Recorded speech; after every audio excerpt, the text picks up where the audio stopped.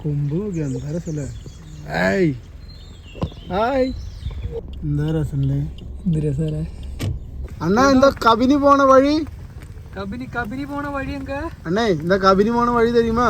അപ്പൊ സുഹൃത്തുക്കളെ, നമ്മൾ ഈ കാണുന്ന നദിയാണ് കബിനി നദി. നമ്മൾ പറഞ്ഞതുപോലെ തന്നെ അതിമനോഹരമായ ഒരു ദൃശ്യമാണ് നിങ്ങൾക്ക് ഇവിടെ കാണാൻ കഴിയുന്നത് തന്നെ. അപ്പോൾ സുഹൃത്തുക്കളെ, നമ്മളിതേ മൈസൂര് റെയിൽവേ മ്യൂസിയത്തിലേക്ക് വന്നിരിക്കുകയാണ്. ഇവിടെയാണ് അതിൻ്റെ എൻട്രൻസ് വരുന്നത്. കൂടെ വന്ന ആള് കണ്ണാടി ഫോട്ടോ ഒക്കെ എടുത്ത് കളിക്കുക കേട്ടോ. ആൾക്ക് ഇഷ്ടമായി, കണ്ണാടി ഒന്നും മാറുന്നില്ല.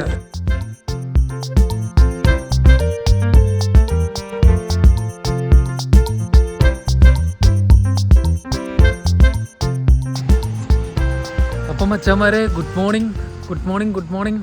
ഞാൻ ദേ ഇപ്പോൾ ഇവിടെ കർണാടക ബോർഡർ കഴിഞ്ഞിട്ട് ഏകദേശം ഒരു 10-20 കിലോമീറ്റർ കഴിഞ്ഞിട്ട് ഞാൻ ഇവിടെ ഒരു വസകുള എന്നും പറഞ്ഞിട്ടൊരു സ്ഥലത്തെത്തിയിട്ടുണ്ട്. പേര് അവരോട് ചോദിച്ച് മനസ്സിലാക്കിയതാണ്. എനിക്ക് കന്നഡയൊന്നും അറിയത്തില്ല. അപ്പോൾ അവരോട് ജസ്റ്റ് ചോദിച്ചപ്പോൾ അവർ പറഞ്ഞ പേരാണ്. അത് കറക്റ്റ് ക്ലിയറായിട്ട് ഞാൻ കേട്ടില്ല.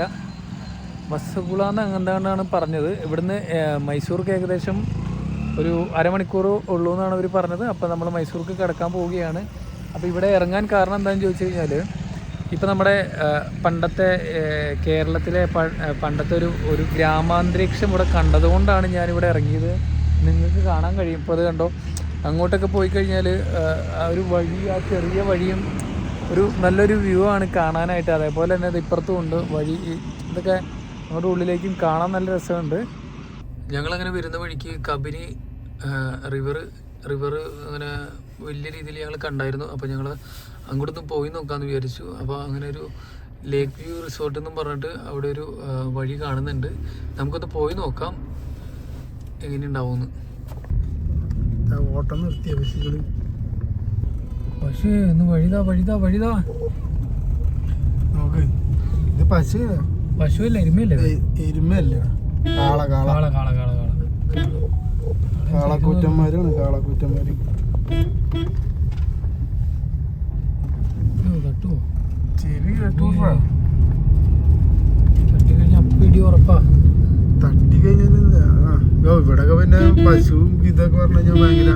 ചേട്ടാ, ഒന്ന് വഴിമാറി തരോ? ഓയ് അണ്ണാ, എന്താ കബിനി പോണ വഴി? കബിനി പോണ വഴി എങ്ക അണ്ണേ, എന്താ കബിനി പോണ വഴി തരുമാ? നമ്മളിത് ഈ കബിനി റിവറിലേക്ക് പൊക്കോണ്ടിരിക്കുക കേട്ടോ. ഇത് കണ്ടോ, എന്ത് ഭംഗിയാ കാണാൻ. 4 സ്ഥലവും കാണാൻ നല്ല വ്യൂ കേട്ടോ. നല്ല വ്യൂ. അപ്പൊ നമ്മൾ എവിടെയാണ് ഈ വണ്ടി നിർത്താൻ പറ്റുന്ന ഒരു ഐഡിയ ഇല്ല. 4 ഭാഗത്തും പോയി കൂടെ നല്ല വ്യൂ. ഉള്ളതിൽ ഏറ്റവും നല്ല വ്യൂ നോക്കിയിട്ട് വരുന്നത്. ഇതൊക്കെ ശരിക്കും പറയും നമുക്ക് മാത്രമേ ഭാഗ്യം കിട്ടിയിട്ടുള്ളൂ തോന്നുന്നുണ്ട്. അധികം ആൾക്കാർ എടുത്തിട്ടില്ലായിരിക്കും കേട്ടോ ഇങ്ങനത്തെ വീഡിയോസ് ഒന്നും. ചിലപ്പോൾ എടുത്തിട്ടുണ്ടാവും. ഇല്ല, ഇവിടെ നിന്നും ഒരു വണ്ടിയോ ഒരു എന്താ പറയാ ഒന്നും കാണാനില്ല. ഈ സൈഡിലൊരു ഇത് കാണാനില്ല. കഴുകനല്ല അത് മറ്റേ നമ്മള് വളർത്തുകൊക്കല്ല, അത് കൊക്കല്ല. കഴുകനൊന്നും ഇവിടെ ഉണ്ടാവില്ല. കാണിച്ചു കേട്ടോ. അപ്പോൾ സുഹൃത്തുക്കളെ, ഞങ്ങളിപ്പോൾ നിൽക്കുന്നത് കബനി നദിയുടെ ഫ്രണ്ടിലാണ്. അപ്പോൾ ഈ കബനി നദി എന്ന് പറഞ്ഞു കഴിഞ്ഞാൽ കപില നദി എന്നും അറിയപ്പെടുന്നുണ്ട്. അപ്പോൾ അതിമനോഹരമായൊരു ദൃശ്യമാണ് ഞാൻ നിങ്ങൾക്ക് കാണിച്ചു തരാൻ പോകുന്നത്. നിങ്ങൾ കണ്ടോട്ടാ, ഇത് എന്തൊരു ഭംഗിയെ കാണാനെന്നറിയോ. ഞങ്ങളിവിടെ വന്നിട്ട് അധികം ആരും ഇവിടെ കാണാനില്ല, അധികം കണ്ടില്ല. നമ്മൾ വന്നിട്ട് കുറച്ച് നേരമായി. പിന്നെ ഈ കപില നദീനെ കുറിച്ച് പറയാനാണെങ്കിൽ, പിന്നെ ഇത് മറ്റേ ദക്ഷിണേന്ത്യയുടെ കാവേരി നദിയുടെ ഏറ്റവും പോഷക നദികളിൽ ഒന്നാണ് ഈ കപില നദി, അതായത് കബനി നദി. കബനി തന്നെയാണ് കപില എന്നും അറിയപ്പെടുന്നുണ്ട്. ഇനിയിപ്പോൾ നമുക്കിത് പറയാനുള്ളത് വെച്ച് കഴിഞ്ഞാൽ, ഈ കബനി നദിയുടെ ഉത്ഭവം എന്ന് പറയുന്നത് ഇത് കോഴിക്കോട് ജില്ലയിൽ, അതായത് കോഴിക്കോട് ജില്ലയിൽ കാവിലമ്പാറയ്ക്ക് സമീപം, അത് കോഴിക്കോട് ജില്ലയിൽ കാവിലമ്പാറയ്ക്ക് സമീപം പനമര നദിയും മാനന്തവാടി നദിയും ഇത് രണ്ടും സംഗമിക്കുന്ന സ്ഥലത്താണ് ഇത് ഉത്ഭവിക്കുന്നത്. അപ്പോൾ സർഗൂർ പട്ടണത്തിന് സമീപമാണ് കബനി റിസർവോയർ രൂപപ്പെടുന്നത്. കബനി റിസർവോയറിൻ്റെ കായലുകൾ വന്യജീവികളാൽ സമ്പന്നമാണ്. പ്രത്യേകിച്ച് വേനൽക്കാലത്ത് ജലനിരപ്പ് കുറയുമ്പോൾ പുൽമേടുകൾ സമൃദ്ധമാണ്. അപ്പോൾ നമ്മൾ പറഞ്ഞതുപോലെ തന്നെ കർണാടകയിലെ മൈസൂർ ജില്ലയിലെ ഹെഡ്ഗഡ ദേവനക്കോട്ട് താലൂക്കിലെ സർഗൂർ പട്ടണത്തിൽ നിന്ന് ഏകദേശം ഒരു 17 കിലോമീറ്റർ, അതായത് 17 കിലോമീറ്റർ 11 മൈൽ അകലെ ബിച്ചനഹള്ളി, ബിദരഹള്ളി എന്നീ ഗ്രാമങ്ങൾക്കിടയിലാണ് കബനി അണക്കെട്ട് സ്ഥിതി ചെയ്യുന്നത്. അപ്പോൾ സുഹൃത്തുക്കളെ, നമ്മൾ ഈ കാണുന്ന നദിയാണ് കബനി നദി. നമ്മൾ പറഞ്ഞതുപോലെ തന്നെ അതിമനോഹരമായൊരു ദൃശ്യമാണ് നിങ്ങൾക്ക് ഇവിടെ കാണാൻ കഴിയുന്നത് തന്നെ. നിങ്ങൾക്കിപ്പോൾ ശ്രദ്ധിച്ചാൽ അറിയാം, ഇത് കണ്ടോ? ഇപ്പോൾ ഇതിനപ്പുറത്തേക്ക് അവിടെ ഒരു കുന്ന് കാണാൻ പറ്റുന്നുണ്ട്. അതും നല്ല രസമാണ്, നല്ലൊരു വ്യൂ പോയിൻ്റ് ആണ് നമുക്ക് കാണാനായിട്ട്. പിന്നെ അതേപോലെ തന്നെ ഇപ്പോൾ പശുക്കളൊക്കെ മേയുന്നുണ്ട്. പിന്നെ അതേപോലെ തന്നെ ഞങ്ങൾ വേറെ ഒരു വെറൈറ്റി തരം പക്ഷീനെയൊക്കെ ഞങ്ങളിവിടെ കണ്ടായിരുന്നു. അതൊക്കെ നല്ല രസമുണ്ട് കാണാനായിട്ട്.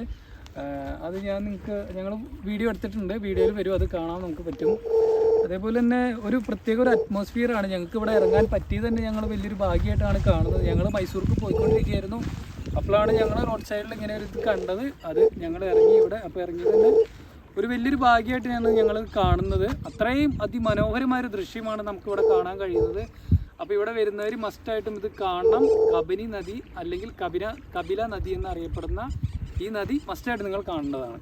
അപ്പോൾ സുഹൃത്തുക്കളെ, നമ്മളങ്ങനെ മൈസൂരെത്തിയപ്പോൾ ഞങ്ങൾ നേരെ ഭക്ഷണം കഴിക്കാൻ കയറി. ഭക്ഷണം കഴിച്ച് ഹോട്ടലൊക്കെ തപ്പി കുറച്ച് നടന്ന് ഞങ്ങൾ ഭക്ഷണം കഴിഞ്ഞു. ഇപ്പോൾ ഞങ്ങളിത് മൈസൂരിൻ്റെ റെയിൽവേ മ്യൂസിയത്തിലേക്ക് ഞങ്ങൾ പോയിക്കൊണ്ടിരിക്കുകയാണ്. അപ്പോൾ അതിൻ്റെ വഴിയിലാണ് ഞങ്ങളിപ്പോൾ നിൽക്കുന്നത്. അപ്പോൾ നല്ല മനോഹരമായ കാഴ്ചകൾ കണ്ടു. അപ്പോൾ വണ്ടി നിർത്തി ഞങ്ങൾ അത് പകർത്തുകയാണ്. അപ്പോൾ സുഹൃത്തുക്കളെ, നമ്മളിത് മൈസൂർ റെയിൽവേ മ്യൂസിയത്തിലേക്ക് വന്നിരിക്കുകയാണ്. മൈസൂർ നഗരത്തിൽ നിന്നും ഏകദേശം ഒരു 2 കിലോമീറ്റർ ദൂരമാണ് നമുക്ക് ഇവിടേക്ക് വരുന്നത്. 1979 സ്ഥാപിച്ച ഒരു മ്യൂസിയത്തിലേക്കാണ് നമ്മളീ വരുന്നത്. അപ്പോൾ സുഹൃത്തുക്കളെ, ഞങ്ങൾ മൈസൂർ നഗരത്തിൽ നിന്നും ആദ്യമായിട്ട് ഞങ്ങൾ എത്തിയിരിക്കുന്ന സ്ഥലം മൈസൂർ റെയിൽവേ മ്യൂസിയമാണ്. 1975 കൃഷ്ണരാജ് സാഗർ റോഡിൽ നിർമ്മിച്ചത്. അപ്പോൾ സുഹൃത്തുക്കളെ, നമ്മൾ മൈസൂർ റെയിൽവേ മ്യൂസിയത്തിലേക്ക് വന്നിരിക്കുക കേട്ടോ. ഇപ്പോൾ നമുക്കിവിടെ പാർക്കിംഗ് ഉണ്ട്. പാർക്കിംഗ് അത്യാവശ്യം വലിയ കുഴപ്പമില്ലാത്ത പാർക്കിംഗാണ്. പാർക്കിംഗ് വെഹിക്കിളിന് വരുന്നത്, കാറിന് വരുന്നത് 30 രൂപയാണ് ഇവിടെ പാർക്കിംഗ് വരുന്നത്. ഇതാണ് റെയിൽവേ മ്യൂസിയത്തിൻ്റെ എൻട്രി വരുന്നത്. പാർക്കിംഗ് അവിടുന്ന് നിങ്ങൾക്ക് നേരെ ഇങ്ങോട്ടേക്ക് കിടക്കാവുന്നതാണ്. ഇവിടെ മെൻഷൻ ചെയ്തിട്ടുണ്ട് 1979 സ്റ്റാർട്ട് ചെയ്തതാണെന്ന് മെൻഷൻ ചെയ്തിട്ടുണ്ട്. ഇന്ത്യൻ റെയിൽവേ ഈ മ്യൂസിയം ആരംഭിച്ചത് ഇന്ത്യയിലെ 2ാമത്തെ റെയിൽ മ്യൂസിയമായിട്ടാണ്. ഇവിടെ വിവിധ തരം റെയിൽ എഞ്ചിനുകളും തീവണ്ടിയുടെ ഘടകഭാഗങ്ങളും കൂടാതെ ഒരു ചിത്ര ഗാലറിയും ഉണ്ട്. മ്യൂസിയത്തിൽ ബാറ്ററി കൊണ്ട് പ്രവർത്തിക്കുന്ന ഒരു ചെറിയ തീവണ്ടി കുട്ടികൾക്കായി ഓടിക്കുന്നു. നമ്മളിങ്ങോട്ടേക്ക് കടക്കുമ്പോൾ തന്നെ ഇവിടെ ഇന്ത്യൻ റെയിൽവേ ഗേറ്റ് എന്നും പറഞ്ഞിട്ട്, വെസ്റ്റ് എന്നും പറഞ്ഞിട്ട് ഒരു ചെറിയൊരു സ്തൂപം കാണാം നിങ്ങൾക്കിവിടെ. അതിൽ ഇന്ത്യൻ റെയിൽവേയുടെ ഒരു എംബ്ലവും കൊടുത്തിട്ടുണ്ട്. അതേപോലെ തന്നെ ഇവിടെയാണ് അതിൻ്റെ എൻട്രൻസ് വരുന്നത്. 1979 സ്ഥാപിച്ച ഈ റെയിൽവേ മ്യൂസിയം അതേപോലെ തന്നെ അതിഭംഗിയായിട്ട് സൂക്ഷിച്ചു പോകുന്ന ഒരു മ്യൂസിയമാണ്. ഇവിടെയാണ് നമ്മൾ ഇതിൻ്റെ ടിക്കറ്റ് എടുക്കുന്ന സ്ഥലം വരുന്നത്, കൗണ്ടർ വരുന്നത്. അഡൽട്ടിന് 50-ഉം ചിൽഡ്രന് 20-ഉമാണ് ഇവിടെ ടിക്കറ്റ് റേറ്റ് വരുന്നത്. ഇതാണ് ഇതിൻ്റെ എൻട്രൻസ് വരുന്നത്. ഇവിടെ കയറി കഴിഞ്ഞാൽ നമുക്കൊരു ഇൻഫർമേഷൻ സെൻ്ററൊക്കെ കാണാം കേട്ടോ. നമുക്കിവിടെ ഒരു റോഡ് മോഡലിൻ്റെ ഒരു മിനിയേച്ചറൊക്കെ കൊടുത്തിട്ടുണ്ട് കേട്ടോ. ഇത് കണ്ടോ? അപ്പോൾ നിങ്ങൾ ഈ കാണുന്നതാണ് കാവേരി നദി വരുന്നത്. ചെറിയൊരു ഇത് കൊടുത്തിട്ടുണ്ട് അവിടെ, ഡീറ്റെയിൽ ആയിട്ട് വിശദീകരണം കൊടുത്തിട്ടുണ്ട്. തൊട്ട് മേളിലായിട്ട് നിങ്ങൾക്ക് റെയിൽവേയുടെ ഒരു പണ്ടുകാലം മുതലുള്ള ഒരു എംബ്ലംസ് കാണാം നിങ്ങൾക്ക്. അതേപോലെ തന്നെ നിങ്ങൾക്ക് ഇവിടെ കാണാൻ സാധിക്കുന്നതാണ് ഏകദേശം ഒരു 100 വർഷം പഴക്കമുള്ള പില്ലാറാണ് ഈ കാണുന്നത്. ഇവിടെ മെൻഷൻ ചെയ്തിട്ടുണ്ട്. ഇതാണ് ഏറ്റവും ആദ്യത്തെ റെയിൽ വരുന്നത്. ഇതിലെന്തൊക്കെയോ എഴുതിയിട്ടുണ്ട്. മെരിവെതർ ലണ്ടൻ എന്നാണ് എഴുതിയിരിക്കുന്നത്. അപ്പോൾ ലണ്ടനിൽ നിന്നുള്ള ആദ്യത്തെ മോഡലാണെന്ന് തോന്നുന്നു. ഇതിൽ നിന്നുമാണ് ബാക്കി നമ്മൾ ഇപ്പോൾ കാണുന്ന ട്രെയിനിൻ്റെ രൂപമാറ്റം, ഇപ്പോൾ കാണുന്ന രൂപമാറ്റം. ഇതിൻ്റെ സ്റ്റാർട്ടിങ് ഇതാണ്. അതേപോലെ തന്നെ നിങ്ങൾക്ക് ഇങ്ങോട്ട് കയറി കഴിഞ്ഞാൽ ഒരു ബുദ്ധൻ്റെ ഒരു സ്റ്റാച്ചു കാണാം കേട്ടോ. ഫുൾ ടൈം ഇങ്ങനെ വെള്ളം ഒഴുകി നടക്കുന്ന ഒരു ബുദ്ധൻ്റെ ഒരു സ്റ്റാച്ചു കാണാം കേട്ടോ നിങ്ങൾക്ക്. അതേപോലെ തന്നെ നിങ്ങൾക്ക് ഇവിടെ ഒരു 100 വർഷം പഴക്കമുള്ള ഒരു പെൻഡുലം ക്ലോക്ക് കാണാം കേട്ടോ. 100 വർഷത്തിന് മുകളിൽ പഴക്കമുള്ളൊരു സംഭവമാണ് ഈ കാണുന്നത് നിങ്ങൾ. ഇന്ത്യൻ റെയിൽവേയുടെ ഒരു ലോഗോ ഒക്കെ കേട്ടോ 1856 1858 76 51 ഇന്ത്യൻ റെയിൽവേയുടെ ഒരു ലോഗോയാണ് ഈ കാണുന്നത്. മൈസൂർ റെയിൽവേയുടെ ജേണിയാണ് കാണിച്ചിട്ടുള്ളത്. മൈസൂർ റെയിൽവേയുടെ ഒരു ജേണിയാണ് ഈ കാണുന്നത്. മ്യൂസിയം മേക്കിംഗ് 2010 ഡീറ്റെയിൽ കാണിച്ചു കൊടുക്കുന്നുണ്ട്. അതേപോലെ തന്നെ നമുക്ക് ഇവിടേക്ക് കയറി വന്നു കഴിഞ്ഞാൽ ഒരു indoor gallery, cafeteria, view tower, audio visual room, rail coach cafe, Sreeranga pavilion, station, children's play area, toilet, അങ്ങനെ ഒരു ഏരിയ മറ്റു കാര്യങ്ങളൊക്കെ ഇതിൽ ഡീറ്റെയിൽ ആയിട്ട് കൊടുത്തിട്ടുണ്ട് കേട്ടോ. പൂക്കളാലൊക്കെ ഒരു സമൃദ്ധമായിട്ടുള്ളൊരു എന്താ പറയുക മനോഹരമായിട്ടാണ് ഇതിൻ്റെ അകം ഇവർ ക്രമീകരിച്ചിരിക്കുന്നത്. അതേപോലെ തന്നെ ഇവിടെ കറക്റ്റായിട്ട് ഇവർ ഡീറ്റെയിൽ കൊടുത്തിട്ടുണ്ട് കേട്ടോ. ഇതുണ്ടോ സ്ലീപ്പർ ഗേജ് എന്നും പറഞ്ഞിട്ട് അവിടെ കൊടുത്തിട്ടുണ്ട് ഡീറ്റെയിൽ ആയിട്ടുള്ള കാര്യങ്ങൾ. അത് നിങ്ങൾക്ക് ശ്രദ്ധിക്കാവുന്നതാണ്. അതേപോലെ തന്നെ ഇവിടെ കണ്ടോ ആ പഴയ കാലഘട്ടത്തിൽ നാരോ ഗേജും വുഡൻ സ്ലീപ്പേഴ്സും ആണ് കാണിക്കുന്നത് കേട്ടോ. ഇത് കണ്ടോ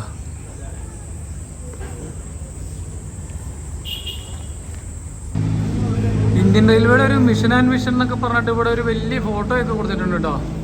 ഫോട്ടോയും മറ്റ് ഡീറ്റെയിൽസ് ഒക്കെ കൊടുത്തിട്ടുണ്ട്. കൂടുതലും മോദിയുടെ പടം കൊണ്ടുള്ള ഒരു ഫോട്ടോസൊക്കെയാണ് ഇവിടെ വരുന്നത്.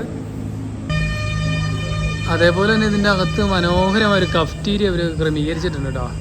നല്ല രസമാട്ടോ ഇതിൻ്റെ അകത്ത് കയറി കഴിഞ്ഞാൽ. നല്ല അറ്റ്മോസ്ഫിയറാണ്. പിള്ളേരൊക്കെ ഇരുത്തി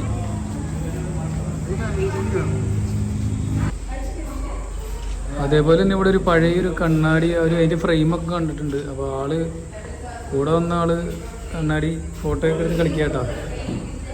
ആൾക്ക് ഇഷ്ടമായി കണ്ണാടി ഒന്നും മാറുന്നില്ല. പിന്നെ ഇവിടെ ഒരു ഇൻഡോർ ഗാലറി ഒക്കെ കൊടുത്തിട്ടുണ്ട് കേട്ടോ. അതെന്ത് സംഭവം നമുക്ക് അകത്തേക്ക് കയറി നോക്കാം കേട്ടോ. നമ്മളിത് ആദ്യമായിട്ട് വരുന്നതുകൊണ്ട് കുറേ കാര്യങ്ങൾ ഇവിടുന്ന് പഠിക്കാനുണ്ട്. ഇതിൽ കൊടുത്തിരിക്കുന്ന communication in railway history and എവല്യൂഷനാണ് കൊടുത്തിരിക്കുന്നത്. അതേപോലെ തന്നെ സിഗ്നൽ ആൻഡ് ടെലികമ്മ്യൂണിക്കേഷൻ ഗാലറി ഇവിടെ വരുന്നുണ്ട്. അതിൽ ഡീറ്റെയിൽ ആയിട്ട് കാര്യങ്ങൾ കൊടുത്തിട്ടുണ്ട്. ക്രോസ് ബാർ സിഗ്നൽ കൊടുത്തിട്ടുണ്ട്. അതേപോലെ തന്നെ ഉസ്മാൻ വിത്ത് ഹാൻഡ് ഫ്ലാഗ് കൊടുത്തിട്ടുണ്ട്. അതേപോലെ തന്നെ ബ്രൂണൽ സിഗ്നൽ വന്നിട്ടുണ്ട്. അതേപോലെ തന്നെ ഒരുപാട് സിഗ്നലുകളാണ് ഇവിടെ വരുന്നത് കേട്ടോ. സിഗ്നൽ എന്ന് പറയുമ്പോൾ ഈ കാണുന്നതാണ് ഈ സിഗ്നലിൻ്റെ ഒരു ഇത് വരുന്നത്. നമുക്ക് ശ്രദ്ധിച്ചാലറിയാം. അവസാനമായിട്ട് ഇവിടെ കൊടുത്തിരിക്കുന്നത് ഓട്ടോമാറ്റിക് കളർ ലൈറ്റ് സിഗ്നലാണ് വന്നിരിക്കുന്നത്. ഇത് കണ്ടോ, ഇത് നമ്മൾ ഒരുപാട് പേര് കണ്ടിട്ടുള്ള ഒരു ടൈപ്പ് സാധനമാണ്. അതേപോലെ തന്നെ ഇതൊക്കെ നമ്മൾ കണ്ടിട്ടുള്ള സാധനം കേട്ടോ. പിന്നെ നമ്മൾ അകത്തേക്ക് കയറി കഴിഞ്ഞാൽ ഇവിടെ ഒരു ഓപ്പറേറ്റിംഗ് ഗാലറി കാണാം നമുക്ക്. അതിനോടൊപ്പം തന്നെ ഇവിടെ ഡോണ്ട് ടച്ച് ദ എക്സിബിറ്റ്സ് എന്ന് പറഞ്ഞിട്ട് ഇവിടെ വേറൊരു സംഭവം കൊടുത്തിട്ടുണ്ട്. 25 ലൈൻ ടാപ്സ് എക്സ്ചേഞ്ച് ആണ് ഇവിടെ കാണിച്ചിരിക്കുന്നത്. അതേപോലെ തന്നെ ഇവിടെ അതിമനോഹരമായ ഒരു സാധനം ഉണ്ട് ഗൈസ്. നിങ്ങൾ നോക്കിയത് റെയിൽവേയുടെ ഫോണുകളാണ് ഈ കാണുന്നത്. ഈ ടൈപ്പ് ഒന്നും നമ്മൾ കണ്ടിട്ട് പോലും ഉണ്ടാവില്ല കേട്ടോ.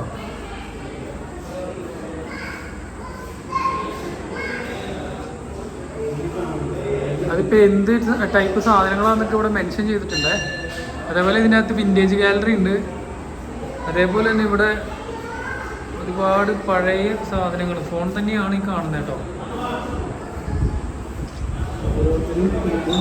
അതിന് ഓരോന്നിനും ഓരോ പേര് ഇവർ മെൻഷൻ ചെയ്തിട്ടുണ്ട്. മോഴ്സ്കി എന്ന് പറഞ്ഞിട്ട്, rotary dial telephone, magneto telephone എന്നൊക്കെ പറഞ്ഞിട്ട് അങ്ങനെ ഓരോന്നിനും ഓരോന്ന് മെൻഷൻ ചെയ്തിട്ടുണ്ടോ. അതേപോലെ തന്നെ ഈ ടൈപ്പ് സാധനങ്ങളൊന്നും നമ്മൾ കണ്ടിട്ട് പോലും ഉണ്ടാവില്ല ഇതുവരെ. പിന്നെ ഇവിടെ സ്റ്റേഷൻ മാസ്റ്ററിൻ്റെ ഒരു സ്ലൈഡ് ബോക്സ് വന്നിട്ടുണ്ട്. അതേപോലെ തന്നെ മൈക്രോവേവ് ഇക്വിപ്മെൻ്റ് ആണ് ഈ കാണുന്നത്. നിങ്ങൾ വേണ്ട, ഇത് 1997 വരെ യൂസ് ചെയ്തതാണ്. അതായത് 1967 മുതൽ 1997 വരെ യൂസ് ചെയ്ത ഒരു ടൈപ്പ് സാധനമാണ് നിങ്ങൾ ഈ കാണുന്നത്. ഇതൊന്നും വെറൈറ്റി സാധനം കേട്ടോ അതൊക്കെ. അല്ലാണ്ട് തന്നെ നമ്മൾ ട്രെയിനിൻ്റെ അകത്തേക്ക് കയറിയിട്ടില്ല. ആകെ ബോഗിയിൽ മാത്രമേ നമ്മൾ കയറിയിട്ടുള്ളൂ. അപ്പോൾ ഇതൊക്കെ കാണുക എന്ന് പറഞ്ഞു കഴിഞ്ഞാൽ തന്നെ വലിയൊരു സംഭവമാണ്.